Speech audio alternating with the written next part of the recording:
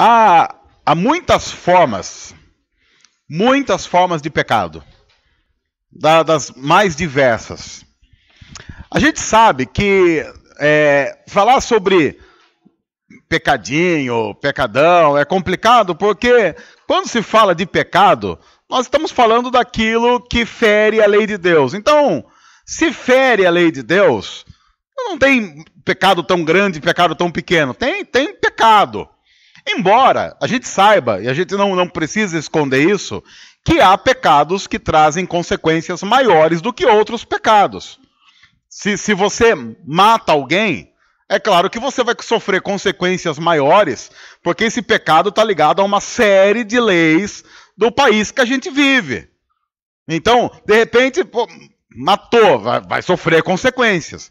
De repente, o seu pecado não foi lá um pecado tão grave à luz da lei do nosso país. De repente, você estava na sua casa, pensando em sair, aí você pensou assim, poxa, que roupa eu vou pôr? Pôs lá a camisa do Palmeiras. Está errado, mas isso já não traz tanta consequência assim, a não ser o quê? A não ser a rinite no pessoal que está sentado do lado, porque a camiseta está cheia de pó, guardado aí há, sei lá, 15 anos praticamente.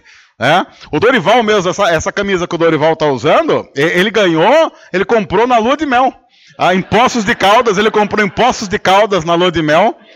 E nunca usou. Ele falou assim, eu vou usar quando meu time estiver em primeiro. Tá usando esse ano. E foi até terrível, porque ele começou a procurar essa camisa em casa hoje, 3 da tarde. Foi achar agora, saindo aqui pro culto mesmo, assim, porque estava guardada lá no fundo. O do William, não vou nem falar que é do William. O William falou assim, essa minha camisa aqui, toda vez que o Palmeiras quase for campeão, eu vou lavar. E olha a cor que ficou. Já tá, aí ficou assim, mas tudo bem, veja, há pecados que trazem uma profunda consequência, há pecados que são aqueles pecados que a gente tolera, faz parte, né, Tati, a vergonha que, né, eu não acredito que ele vai sair assim, não é possível, mas o amor que a gente tem faz com que a gente tolere algumas coisas. Bom, nós estamos falando sobre pecado, e a ideia de falar sobre pecado, eu espero que vocês estejam notando isso, não é fazer com que a mensagem traga um peso excessivo sobre a nossa vida. É que a mensagem traga uma noção de como o pecado é algo terrível e de como Deus, de maneira profundamente graciosa, resolveu tudo isso na cruz. Não tira, claro, a nossa responsabilidade de buscar uma vida cada vez mais correta.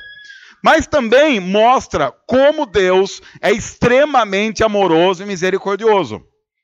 Porque pecado, a gente precisa lembrar, antes de continuar, é um estado de rebelião contra Deus. Deus resolveu fazer as coisas de um jeito e eu peguei aquilo e joguei fora. Eu resolvi viver do meu jeito. Então, o maior problema do pecado é isso, ele é um estado de rebelião contra Deus. E por isso é que o pecado tem a ver com quem nós somos, não apenas com o que nós fazemos. Pecado não é apenas algo que eu pratico, pecado tem a ver com aquilo que eu sou. E é por isso que é necessário uma transformação total de vida.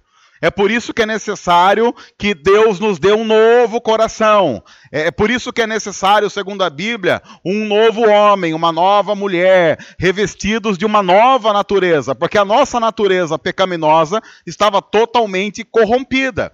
É por isso que a Bíblia diz que eu tenho que morrer com Jesus e ressuscitar com Ele. Uma nova vida, uma nova pessoa. Onde não importa mais aquilo que eu quero, importa o que Deus quer. E o pecado é algo que estragou a tudo e a todos. Nós vimos na primeira mensagem dessa série o quanto o pecado, obviamente, estragou a nossa relação com Deus. Semana passada nós vimos o quanto o pecado estragou a nossa relação com os outros, com o próximo. E hoje nós vamos ver um outro aspecto do pecado, que é o quanto o pecado estragou a relação do ser humano com o mundo que foi criado. Nós vamos para o texto bíblico, nós temos vários textos, todos eles vão ser projetados, mas lembre-se, você tem a responsabilidade como bom cristão de ler esses textos em casa e jamais aceitar como palavra definitiva qualquer coisa apenas pelo fato de um pastor ter pregado essa palavra. Tudo o que um pastor prega deve ser analisado à luz da palavra de Deus. Então leia o texto em casa, releia o texto em casa, estude o texto em casa, para que nós não sejamos jamais enganados por qualquer pessoa que faça uma análise bíblica não correta, ok? Mas vamos lá para o texto, voltando para o início da Bíblia, lá em Gênesis 1, versículos de 26 a 31, o texto diz assim: Então disse Deus, façamos o homem à nossa imagem, conforme a nossa semelhança. E agora Deus vai explicar um dos aspectos de ser imagem e semelhança de Deus. O que vem a seguir é, uma das características de ser feito a imagem e semelhança de Deus inclui o quê? Domine ele sobre os peixes do mar, sobre as aves do céu, sobre os animais grandes de toda a terra e sobre todos os pequenos animais que se movem rente ao chão. Criou Deus o homem à sua imagem, a imagem de Deus o criou, homem e mulher os criou. E aí então Deus os abençoou e lhes disse: Sejam férteis e multipliquem-se, encham e subjuguem a terra, dominem sobre os peixes do mar, sobre as aves do céu e sobre todos os animais que se movem pela terra. Disse Deus: Eis que lhes dou todas as plantas que nascem em toda a terra e produzem sementes, e todas as árvores que dão frutos com sementes. Elas servirão de alimento para vocês. E dou todos os vegetais como alimento a tudo que tem em si fôlego de vida, a todos os grandes animais da terra, a todas as aves do céu e todas as criaturas que se movem rente ao chão. E assim foi. E Deus viu tudo o que havia feito, e tudo havia ficado muito bom. Passaram-se tarde e manhã, esse foi o sexto dia. Basicamente, esse é o relato quase de Deus terminando a criação. Porque, como você viu, esse é o sexto dia. No sétimo dia, Deus termina tudo que havia criado e a Bíblia diz que ele resolve descansar como demonstração de que o ser humano precisa de descanso. O texto é claro. Nós fomos criados à imagem e semelhança de Deus. E isso inclui governar sobre toda a criação. No entanto, é necessário que a gente junte esse texto a um outro texto para que nós entendamos o que significa governar sobre a criação de Deus. Em Gênesis 2, versículo 15, está escrito assim: O Senhor Deus colocou o homem no jardim do Éden para cuidar dele e cultivá-lo. Esse texto é importante porque, lembre-se, Deus tinha dito para o ser humano: Eu dou a terra para você, e você governa sobre os animais, sobre todos os animais, sobre as plantas. Mas a ideia de Deus, e o que o texto está querendo dizer, é que o governo não deve ser um governo despótico, do tipo, eu faço o que eu bem entender. Porque isso não tem a ver com o que toda a Bíblia diz, porque a Bíblia diz que Deus é o Senhor da terra. E ele nos coloca como mordomos da terra que é dele. Então, obviamente, o ser humano não tem direito de estragar aquilo que Deus fez. Ele é cuidador, ele não é dono. Nós somos mordomos e a gente sabe que o mordomo precisa prestar conta para o dono da despensa. Nessa parte de Gênesis 2, versículo 15, inclusive você tem aí, o Senhor Deus colocou o homem no jardim do Éden para cuidar dele, cultivá-lo. A palavra hebraica usada para cuidar, cultivar, é uma palavra que soa como ebad. Essa é a palavra que, se você ler no hebraico, está lá escrito ebad. A melhor tradução para ebad é servir. Assim como um garçom serve, assim como alguém serve uma outra pessoa quando ajuda, Deus está dizendo, você vai cuidar do jardim como alguém que serve ao jardim. Eu acho isso interessante porque no mundo que nós vivemos hoje, há um conceito que dizem que é novo, que é o conceito usado em muitas empresas do líder-servidor. Esse conceito tornou-se famoso, mundialmente famoso, através de um livro que durante muito tempo esteve lá na lista dos mais vendidos. Eu não sei quantos aqui leram O Monge e o Executivo. Quantos aqui leram O Monge e o Executivo? O Monge e o Executivo vendeu muito. Tinha ali a lista dos mais vendidos de Veja, tá sempre lá no topo. E o Monge Executivo traz basicamente a história de um cara que aprendeu com o monge que a melhor forma dele liderar é servindo. E aí muita gente vendeu isso como uma ideia inovadora. Mas que mais uma vez a Bíblia diz que de novo não tem nada, porque Deus estabeleceu em Gênesis 2, versículo 15, que o ser humano deveria lidar e liderar a criação como um líder servidor. Você lidera, governa, você é superintendente, mas você não tem direito de fazer o que quiser. A terra é minha, você vai servir a criação. A ideia, segundo o próprio texto, é: o homem se alimenta da terra e a terra dá alimento ao homem, e isso acontece de maneira totalmente harmoniosa. Era para que o planeta, a criação, estivessem do jeito que estavam quando Deus entregou a nós. A gente sabe muito bem como é que isso funciona, porque se você já alugou uma casa, você sabe. Se você já alugou, o que acontece? Você vai alugar a casa, aí alguém ligado ao proprietário ou da imobiliária vai lá na casa, faz um documento relatando como é que a casa estava quando você pegou a casa para morar. E quando você vai entregar a casa, o que você tem que fazer? Você tem que entregar a casa pelo menos do jeito que você pegou. Se você entrega a casa diferente do que você pegou para pior, você vai ser cobrado. Você tem que pagar um valor, ou você tem que fazer... peguei a casa e a pintura estava 0 quilômetro. Agora entreguei a casa e a pintura está toda estragada. O que o documento exige? Pinte a casa, ou então vai ser cobrado um valor de você, que é um valor referente à pintura da casa. É basicamente isso que Deus está acordando com o ser humano.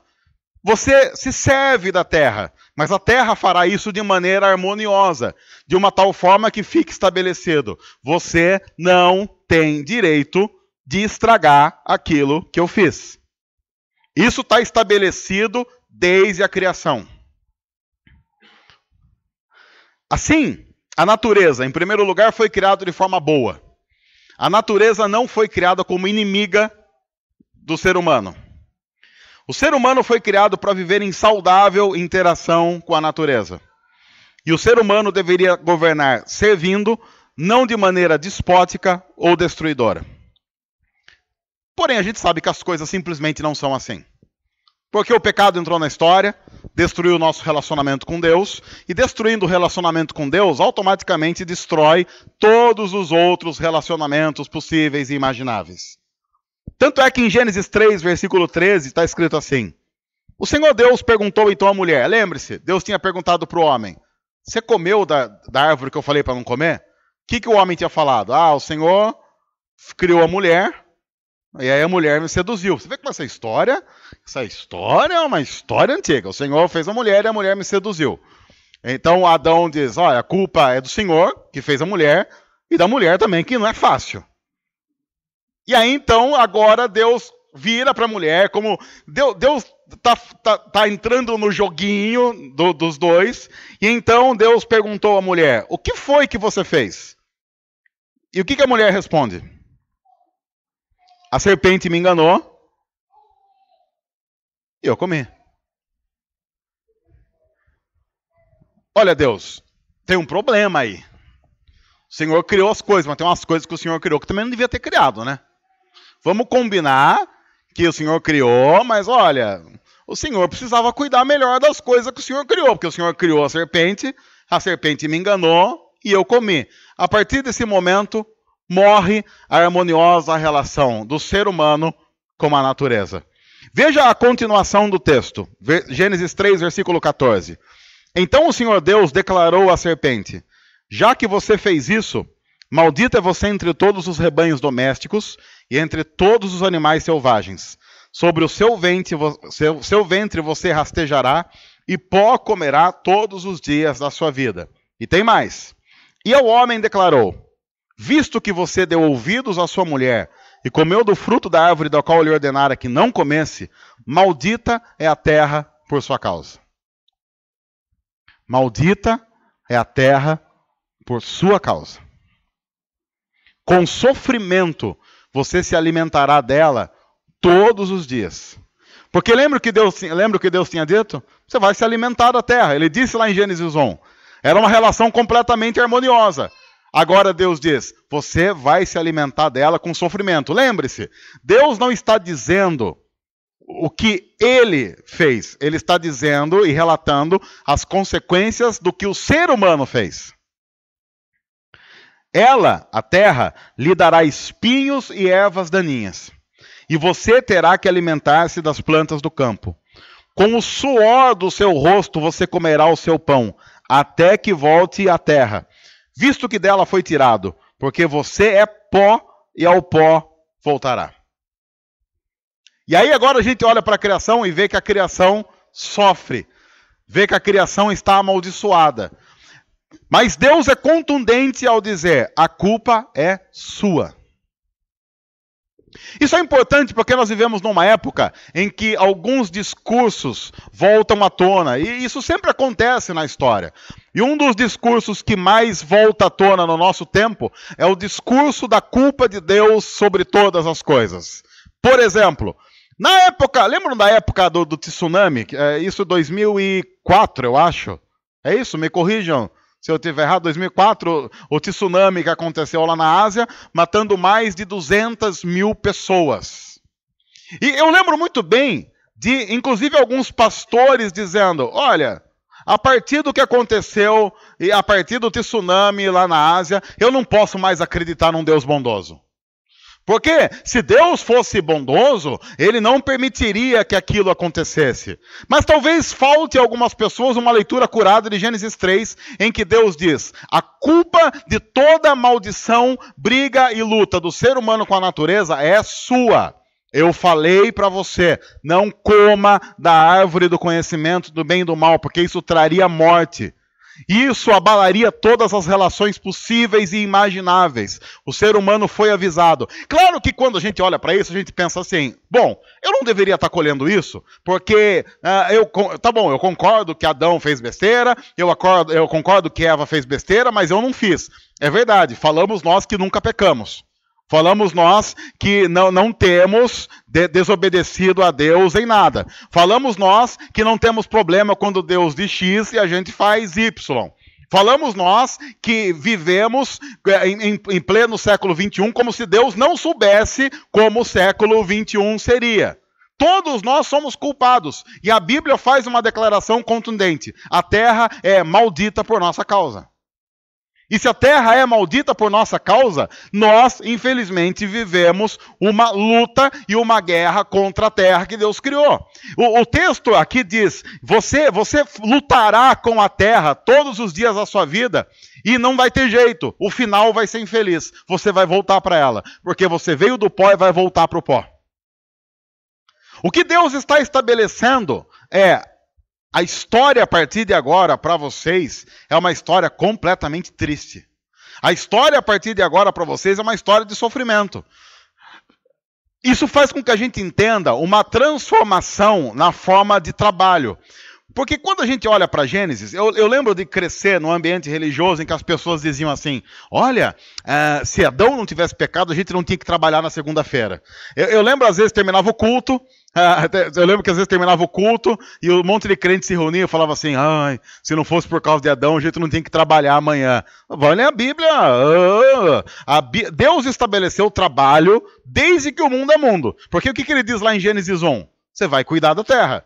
E olha, cuidar da terra, pelo menos pelo pouco que eu sei de terra, dá trabalho. Não é? Deus não criou Adão para ficar lá assim: o que eu vou fazer hoje? Hoje vou pescar. Aí chegava outro dia: o que eu vou fazer hoje?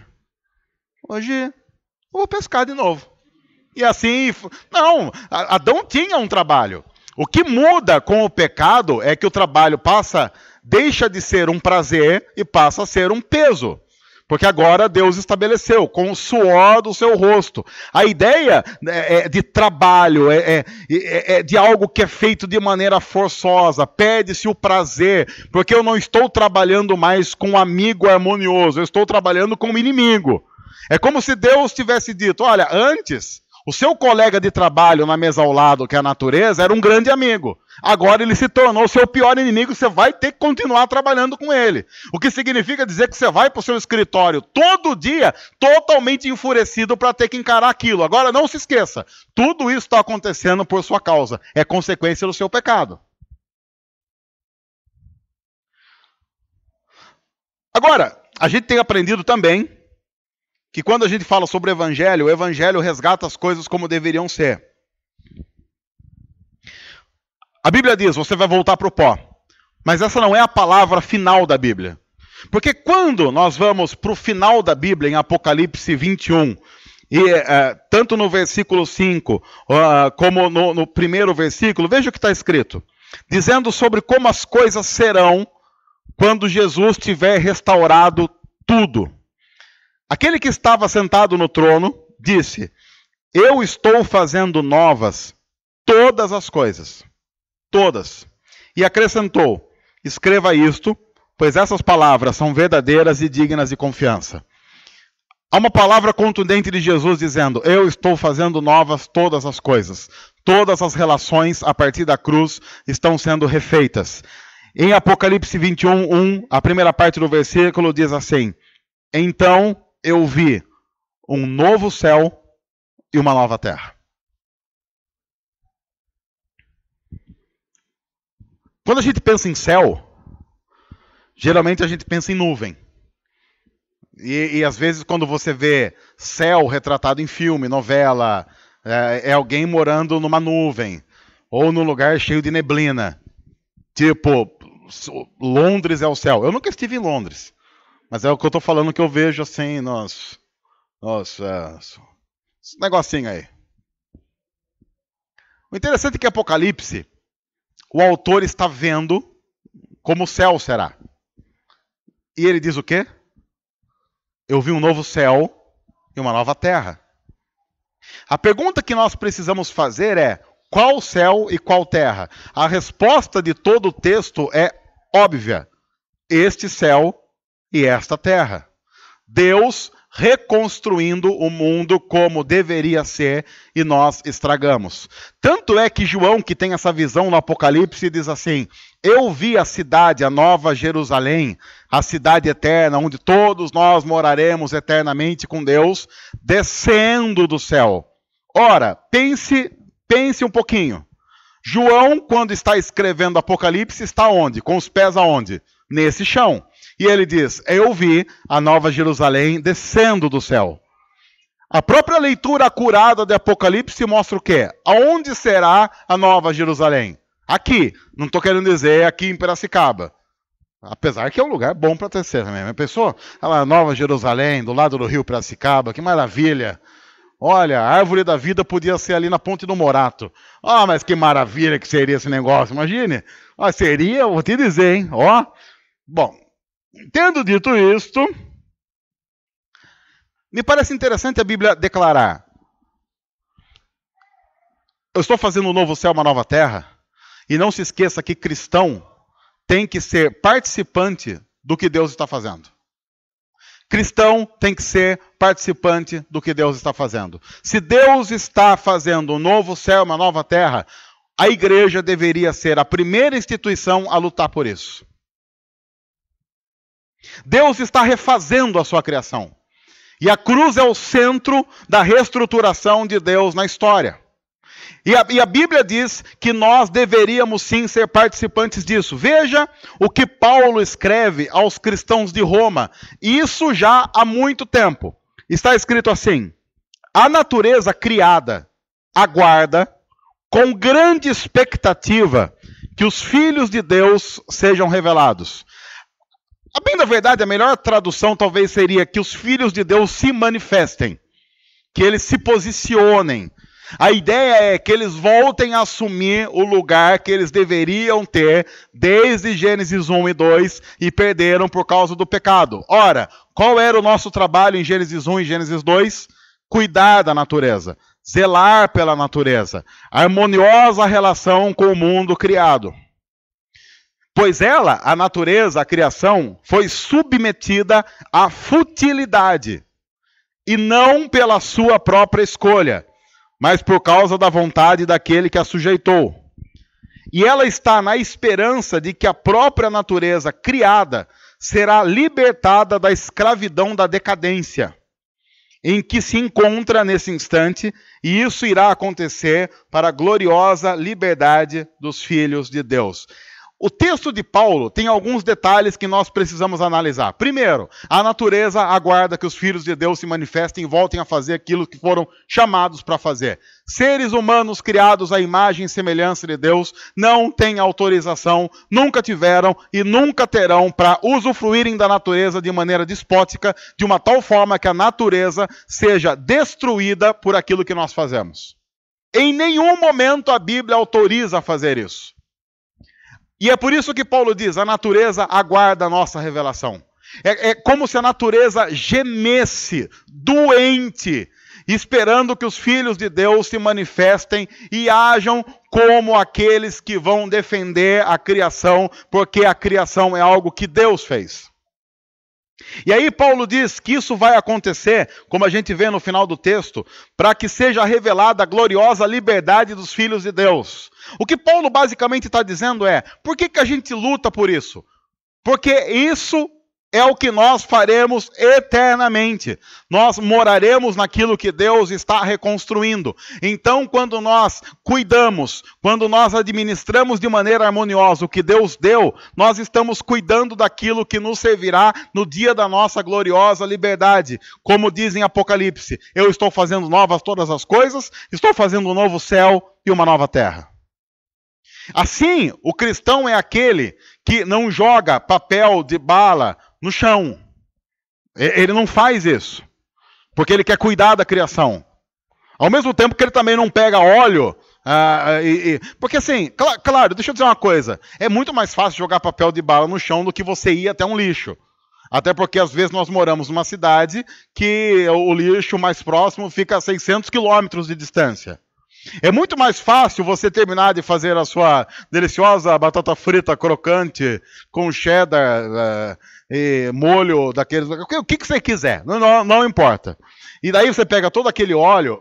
Qual que é a coisa mais fácil de fazer? A coisa mais fácil de fazer é você pega aquele óleo, você espera ele dar mais esfriadinha, tem que esperar dar uma esfriadinha para também não estragar tudo. Você espera ele dar uma esfriadinha e depois você vai jogando de maneira muito harmoniosa na pia. E aí você faz de uma maneira mais interessante ainda.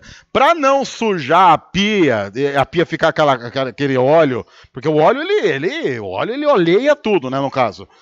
O óleo, então o que você tem que fazer? Porque você tem que fazer um negócio interessante. Olha que interessante que você tem que fazer. Você pega a panela de óleo e para não só jogar e aquilo vai grudando, o que você faz? Você tem que estar...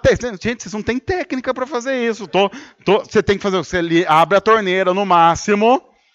Você abre a torneira no máximo, porque a água que vai caindo ali já vai se juntando ao óleo que você está jogando e vai fluindo melhor. É uma maneira até de... Do quê? Não, mas você não entendeu. Ela cria um fluxo. Ela cria um fluxo que é para fazer escorrer mais fácil. Não, gente, façam isso em casa para vocês verem se não funciona. Você tem alguma igreja em vista para frequentar, Mateus? Assim, só a título de curiosidade. Oi? É uma nova banda? Tem uma igreja aqui perto, me parece que estão precisando aí de gente. Eu vou dar um toque para você. Depois, no final do culto, nós vamos orar aqui agradecendo a participação do Mateus em todos os cultos e também despedindo, abençoando a vida dele. Mas, gente, eu estou falando do fluxo, porque se abre, se aumenta, é igual comer salada, aumenta o bolo fecal. Mas não é isso? Estou falando alguma coisa. Eu sou estudioso, não é isso? Nós temos aqui um nutricionista. Não estou certo? Desculpa aí. Tem alguma coisa para dizer agora, Mateus? Obrigado, viu, Bruna? Quero agradecer. Eu estudo, eu não pratico, mas estudo. Então, desde o papel de bala até o óleo, sei lá, coisas que a gente vai fazendo e que são mais fáceis do que cuidar. Acontece que nós precisamos mudar a nossa mentalidade, porque como cristãos, nós não podemos viver da maneira como nós queremos e é mais fácil para nós. Nós precisamos viver da maneira que Deus estabeleceu para nós. No entanto, para que as coisas fiquem no seu devido lugar, é importante que a gente se lembre de uma coisa. O texto diz, a natureza aguarda a revelação dos filhos de Deus. E a Bíblia diz, nós cuidamos da natureza, porque a natureza foi criada por Deus, é um presente que Deus nos deu, é a casa que Deus nos deu, e cuidar da casa que Deus nos deu revela zelo e cuidado com o próprio Deus. Porque se nós não fizermos essa ressalva, nós vamos entrar numa outra área muito perigosa do nosso mundo, que trata a natureza como sendo Deus. E tratar a natureza como sendo Deus é algo que a Bíblia em nenhum momento autoriza. É por isso que a própria Bíblia diz, no Salmo 19, versículo 1 e 2, o seguinte: os céus declaram a glória de Deus. Eles não são Deus. Eles não são divinos. Eles declaram a glória daquele que é o único divino. E o firmamento proclama a obra das suas mãos. Um dia fala disso a outro dia, uma noite revela isso a outra noite. Porque eu vejo que há um movimento, quase que um movimento cristão panteísta ou panenteísta. Deixa eu explicar isso. O panteísmo é uma linha que diz que tudo é Deus. Um dos grandes expoentes do panteísmo, algumas pessoas aqui devem se lembrar, as pessoas de mais idade, é o Fernando. Fernando mesmo tem toda a discografia de Serguei. Não sei quantos conhecem aqui Serguei. Não é, Fernando? Fernando tem discografia completa, foi em shows. Serguei e Janis Joplin. A sua discografia, Fernando, um grande apreciador. Você pode procurar no Facebook, Fernando Vicentim. Porque o Serguei, então ele era meio panteísta. Na verdade, ele era mais louco que panteísta. O Serguei morreu, estou falando no passado. O Serguei está vivo, né? O Serguei, grande Serguei. Serguei está vivo, Fernando? O Serguei está morto? Ah, que susto, quer dizer, a gente aqui falando... Bom, o Serguei está aí. Aí, vou... eu diria que... bom... Talvez nem ele saiba, mas tudo bem, vamos lá. E o Serguei, como ele é panteísta, ele abraça a árvore. Na verdade, ele não só abraça a árvore, mas, basicamente, ele é o exemplo máximo do panteísta que trata a natureza como alvo final da vida. O cristão não pode fazer isso. O cristão cuida da natureza, porque a natureza é algo que Deus criou, mas não é Deus, porém revela a glória de Deus. Porque senão nós vamos começar a viver uma forma de idolatria pagã da natureza. E essa idolatria pagã da natureza tem se manifestado das formas mais diversas no mundo que nós vivemos. Então o panteísta diz que tudo é Deus. A grama é Deus, a árvore é Deus, o passarinho é Deus, e por aí vai. Então, se é Deus, você tem que idolatrar aquilo, e entre natureza e ser humano, mata o ser humano e vive a natureza. O panenteísta ele não diz que tudo é Deus, mas ele diz que tudo junto é Deus. Então, mais ou menos assim, talvez nós aqui juntos sejamos uma célula que constrói a Deus. Deu para entender a diferença? A diferença é meio tênue, mas o panteísta diz, tudo é Deus. O panenteísta diz, não é que tudo é Deus, tudo junto forma Deus. Então talvez o planeta Terra seja a patela de Deus. Né? Sei lá, alguma coisa mais ou menos assim. A visão cristã da criação é, Deus é Deus. Ponto. E a natureza é algo que Deus criou, que manifesta pela beleza um pouco da glória dele, e que nós, como cristãos, temos a responsabilidade de cuidar. Sem endeusar a natureza. Sem hipervalorizar a natureza. Cada coisa no seu devido lugar. A natureza espera a manifestação dos filhos de Deus?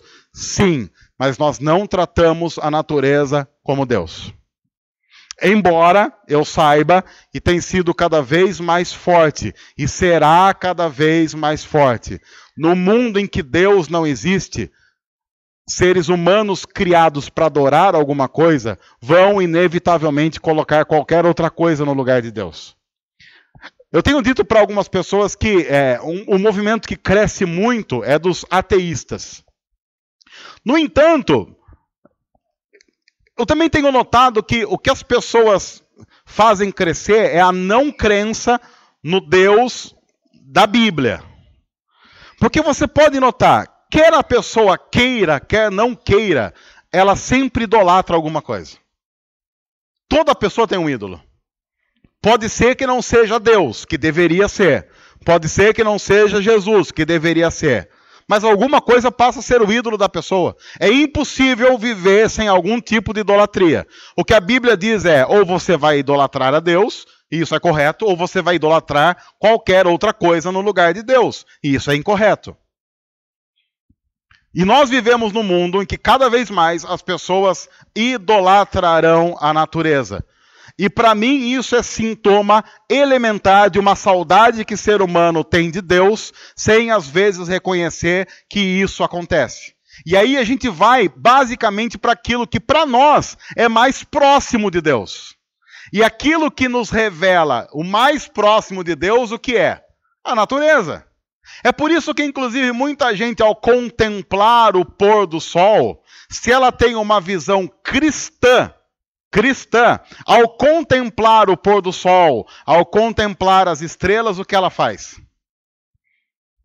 Ela, de alguma forma, ela pensa assim, caramba, como Deus é grande.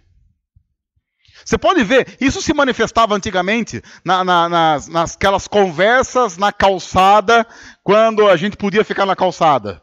Lembram disso? O pessoal falava antigamente aqui no interior, a gente falava assim, tomar fresca. O que é tomar fresca? Pegava aquelas cadeiras, eram umas cadeiras assim meio que dava para deitar, que tinha uns fios de plástico. Sei quantos vocês lembram disso? Lembram disso? Tinha uns fios de plástico. A criançada gostava de ficar fazendo tum, tum, dava para tocar. Era praticamente uma harpa em forma de deitar. Lembra dessas cadeiras? Vocês lembram? Aquilo, se você deitasse sem camisa, depois você saía, aquilo grudava em você. Aquilo grudava em você, era uma coisa horrorosa aquilo. Alguém fala assim, é porque você era gordo. Não é, porque magro eu lembro que saía, ficava tudo marcado. Dava praticamente fazer um jogo da velha nas costas da pessoa. E eu lembro muitas vezes que era quase inevitável uma visão cristã. A pessoa está lá sentado, ela vê as estrelas e ela começa a contemplar aquilo. E a conversa, em algum momento, descambava para Deus.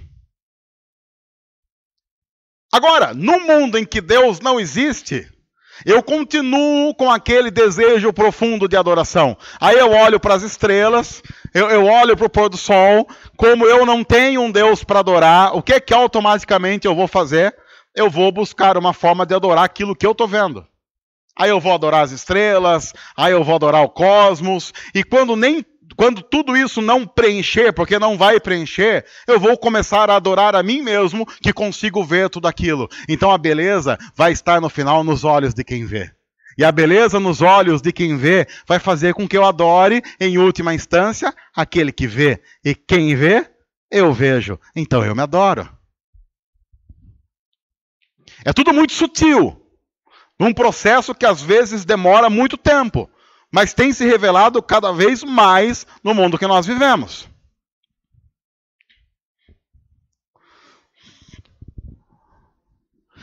E aí nós temos duas coisas a fazer. A primeira é fazer como alguns cristãos fazem. Já que as pessoas estão adorando a natureza, demonizamos a natureza e vamos acabar com esse perigo matando a natureza. Ou então, como cristãos são chamados a fazer na Bíblia, demonstrar a beleza da natureza como uma das provas irrefutáveis de que há um Criador. Stephen Hawking, acho que é Stephen Hawking, a pronúncia está certa? Pronúncia de novo de Massachusetts, não é? Sim, César. Muito obrigado. Uma das frases, ele é o papa do ateísmo mundial. Ele num dos seus livros, na verdade a Bíblia atual do ateísmo, chamado Deus um Delírio, Richard Dawkins. Foi o que eu falei.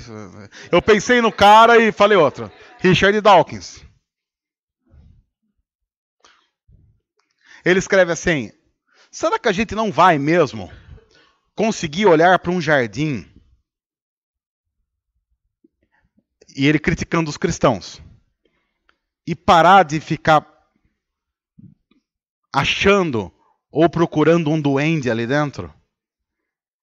Ele está dizendo, porque os cristãos, eles olham para a criação, eles ficam procurando um duende ali. Quem é o duende para ele? É Deus.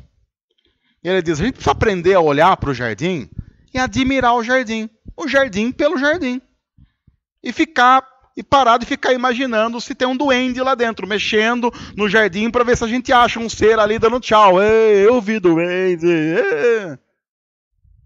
Até que alguém deu a seguinte resposta. Olha, eu acho, um cristão respondendo, eu acho que a gente deveria mesmo olhar para um jardim e não ficar procurando um duende dentro do jardim.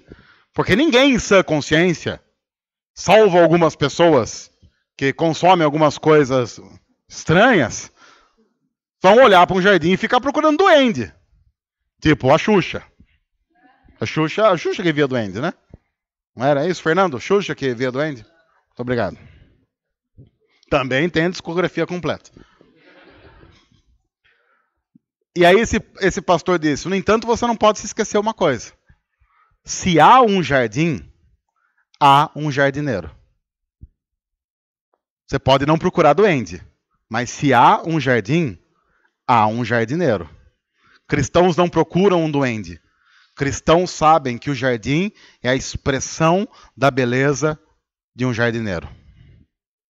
Então cristãos não procuram um duende. Cristãos adoram o jardineiro, que no caso é Deus. A gente não adora o jardim. A gente não procura duende.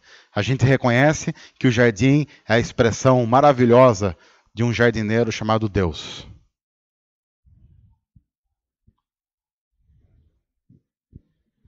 Cristãos precisam aprender a lutar e estar na frente de batalha como aqueles que cuidam do que Deus criou. Porque a natureza revela quem Deus é. Os céus manifestam a glória de Deus. O pecado destrói isso. E nós não podemos nos dobrar ao que o pecado fez. Nós somos aqueles que agem através da libertação que há na cruz. Louvando, adorando o Criador de todas as coisas. Deus, obrigado por tua palavra e obrigado porque a palavra do Senhor redireciona a nossa vida para que possamos compreender o nosso papel no mundo que o Senhor criou. E que nós possamos olhar para a natureza, cuidar da natureza, porque ela reflete o Senhor. E que ao cuidar da natureza nós possamos aprender o quanto o Senhor é amoroso, nos dando um lar, nos dando uma casa, e que isso redunde, mais uma vez, em glória e louvor somente ao Senhor. É o que nós pedimos em nome de Jesus. Amém.